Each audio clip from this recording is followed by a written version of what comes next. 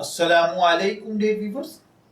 हमारा आज का टॉपिक है EBL पाकिस्तान यानी इजी बिजनेस लाइफ पाकिस्तान का शरई हुक्म। ये एक सवाल है जिसमें एक भाई ने पूछा है। वो कहते हैं कि एक कंपनी है जिसका नाम EBL पाकिस्तान यानी इजी बिजनेस लाइफ पाकिस्तान है। इसमें काम करने की सिचुएशन कुछ इस तरह है कि पहले इसे ज्वाइन करना होता है, जिसका तरीका यह है कि पहले 750 रुपए ज्वाइनिंग फीस अदा करना होती है। वही पूरी जिंदगी का सरमाया भी होता है। इसके बाद कंपनी में अकाउंट बन जाता है और फिर ये करना होता है कि आगे मेंबर बनाने पड़ते हैं। 2 मेंबर बनाने पर रोजाना कंपनी की तरफ से 300 रुपए मिलते हैं।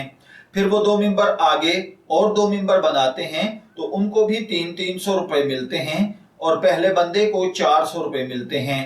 जैसे जैसे अगला बंदा और मेंबर बनाते जाएंगे, पहले बंदों यानी मेंबरों को इब्तिदा में 300, फिर 400, फिर 800, फिर 1600, फिर 3200 और फिर आखिर में 3600 रुपए तक रोजाना मिलते हैं।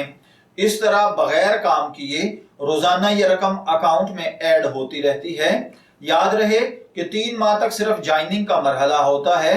उसके बाद फिर कंपनी वाले ऑनलाइन बिजनेस करवाते हैं और इसका नफा अलग मिलता है और साथ साथ शुरू किए गए ज्वाइनिंग सिस्टम की रकम भी मिलती रहती है।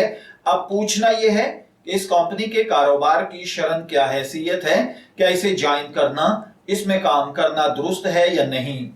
तो देखिए भाइयों और बहनों, EBL पाकिस्तान की वेबसाइट पर दस्तयाब मालूमात के मुताबिक EBL यानी इजी बिजनेस लाइफ पाकिस्तान एक नेटवर्क मार्केटिंग कंपनी है। इसके बुनियादी प्लान यानी बेसिक प्लान में शामिल ये है कि इब्तदा में 750 रुपए जमा करवाने होते हैं, जिसे ये सरमायाकारी कहते हैं।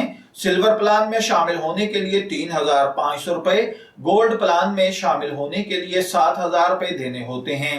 इस कंपनी में शामिल होने के बाद मजीद 2 अफराद को शामिल करना पड़ता है और फिर इन 2 लोगों को तैयार करना होता है और वो मजीद 2 अफराद को तैयार करेंगे। यूं ये जंजीरी सिलसिला चलता है। इस तरह लोगों को शामिल कराने पर रकम मिलती है और आगे सब शामिल होने वालों का कमीशन पहले वाले शख्स को भी मिलता रहता है और बाद अज़ां मुख्तलिफ इनामात भी मिलते हैं। तो इस कंपनी का शरई हुक्म यह है कि शरीयत में बगैर मेहनत के कमाई की हौसला शिकनी की गई है। अपनी मेहनत की कमाई हासिल करने की तरगीब दी गई है। अपने हाथ की कमाई को अफजल करार दिया गया है।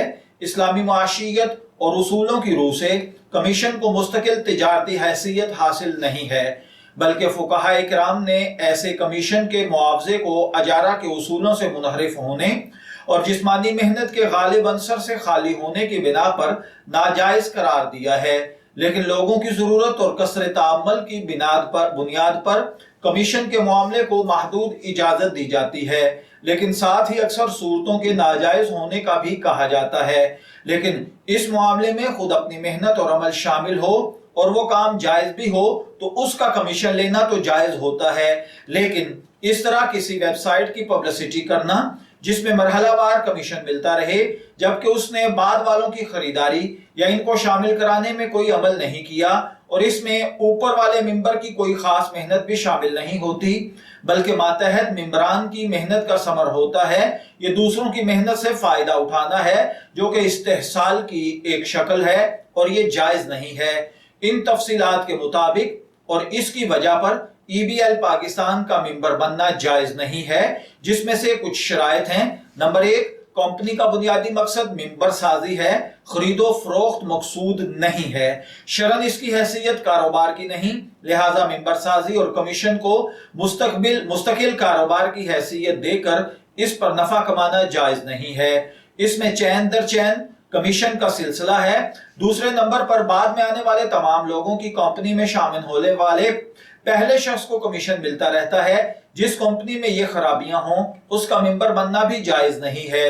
तीसरे नंबर पर इसमें सरमायाकारी के उन्वान से जो रकम ली जाती है, तो चूंकि ये मामला शरई उसूल और ज़वाबित के मुताबिक नहीं, न शिरकत का है न मज़ारबत का, लिहाजा कंपनी में रजिस्टर्ड होने के लिए जो इब्तदा में रकम ली जाती है वो भी नाजायज है।